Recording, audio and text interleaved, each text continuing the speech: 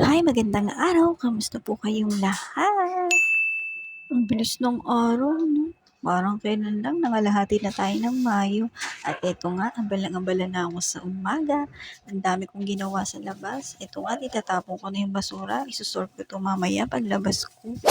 Sadyang kay aga nga, napakainit na. Ingat tayo at stay hydrated. Kinuha ko na ngayon mga gulay na gagamitin para sa lulutuin namin ngayong araw.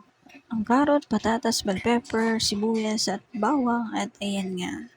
At ito nga ang lababo. Madami na naman akong kurungin. Siyempre, hindi naman matatawas. At ito yung karne ng baka. Pinulan ko. Nilagyan ko yan ng asin. Ito yung mga sangkap na gagamitin ko. Hinugasan ko lang at isa-isa ko itong binalitan. Inuna ko nga balatan tong patatas. Isusunod ko dyan tong karot. At itong ating sibuyas at bell pepper. Para mamaya ready na. Si Bossing ang magluluto eh. Ito yung paborito kong part, cutting session. Although marami, nag-enjoy naman ako kapag hinihilera ko yung mga nahiwa kong sangkap. At ito nga, madali na tayo. Marami pa akong gagawin.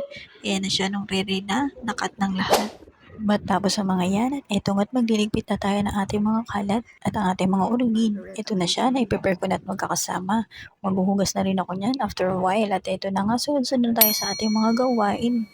In-arrange ko nga pala yung mga hugasin ko para madaling hugasan. Kayo ganyan din ba? Kailangan yun. At ngayong araw nga pala, hinanda ko rin para hugasan itong mga gagamitin para sa salad. At ito nga't gumawa ako ng salad. Nagsaing na rin nga pala ako. At ito na yung ulam ng naluto. Masarap ang timpla ni Busing. Pero sabaw lang ako at mga gulay. Bawal ako ng karne ng baka. Enjoy ng lunch.